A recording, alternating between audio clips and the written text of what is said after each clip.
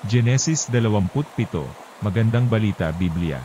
Nakuha ni Jacob ang pagpapala. Si Isaac ay matanda na at halos hindi na makakita, kaya ipinatawag niya si Esau, ang anak niyang panganay. Sinabi niya rito, "Anak, matanda na ako at malapit nang mamatay. Pumunta ka sa parang at mangaso. Ihuli mo ako ng hayop at lutuin ang putahing gusto ko.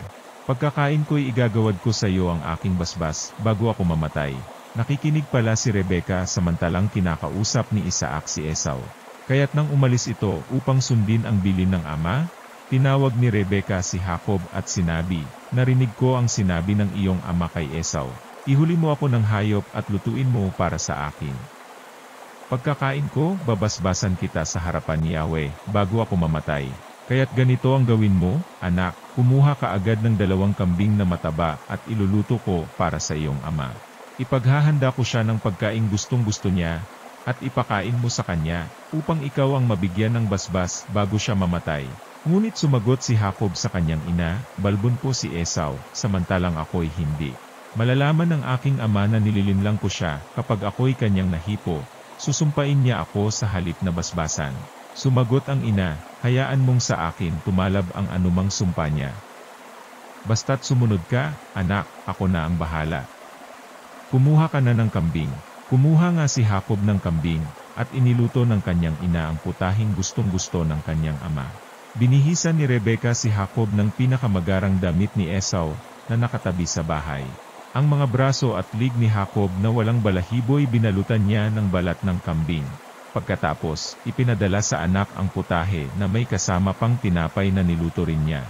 Lumapit si Jacob kay Isaac. "Ama," sabi niya. "Sino ka ba?" tanong nito. "Ako po si Esau," sagot ni Jacob.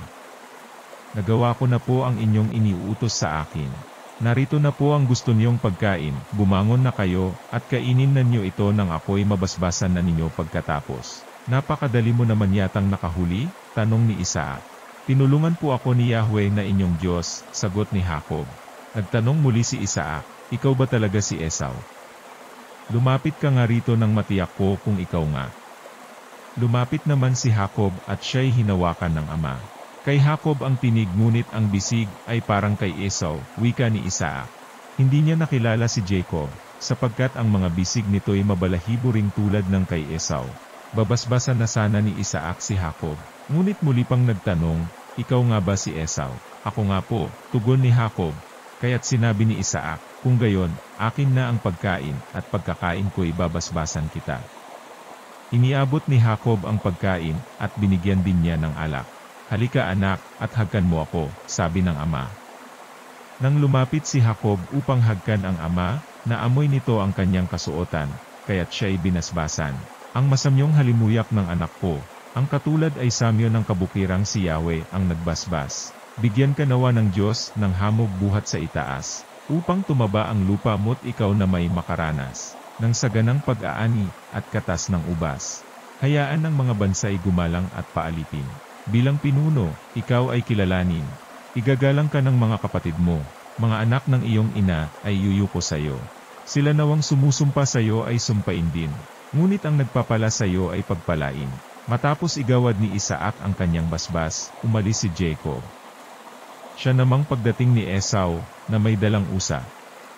Niluto niya ito ng masarap at dinala sa ama. Sinabi niya, "Maupo kayo, ama, at kainin niyo ang dala kong pagkain upang ako'y inyong mabasbasan." "Sino ka ba?" tanong ni Isaac. "Si Esau po, ang inyong panganay," tugon naman niya. Nanginig ang buong katawan ni Isaac. Sabi niya, "Kung gayoy sino ang naunang nagdala sa akin ng pagkain? Katatapos ko lang kumain nang ika'y dumating. Binasbasan ko na siya at tataglayin niya iyon magpakailanman." Kumagulgol ng iyak si Esau nang marinig ito at nagmamakaawa, "Basbasan din po ninyo ako, ama." Ngunit sinabi ni Isaac, "Nilinlang ako ng iyong kapatid kaya nakuha niya ang basbas ko para sa iyo." Nagsalita si Esau, "2 beses na niya akong dinaya, kaya pala Jacob ang kanyang pangalan. Kinuha na niya ang aking karapatan bilang panganay, at ngayoy inagaw niya pati ang basbas na ukol sa akin. Wala na ba kayong nalalabing basbas para sa akin?" "Wala na akong magagawa, anak," sagot ni Isaac. "Siya'y Panginoon mo na ngayon." Ginawa ko ng alipin niya ang kanyang mga kamag-anak, Ibinigay ko na sa kanya ang kasaganaan sa pagkain at inumin, kaya wala nang nalalabi para sa iyo. Ngunit patuloy na nagmamakaawa sa kanyang ama si Esau, talaga bang iisa lang ang inyong basbas, ama? Basbasan na rin niyo ako. At patuloy siyang nanangis.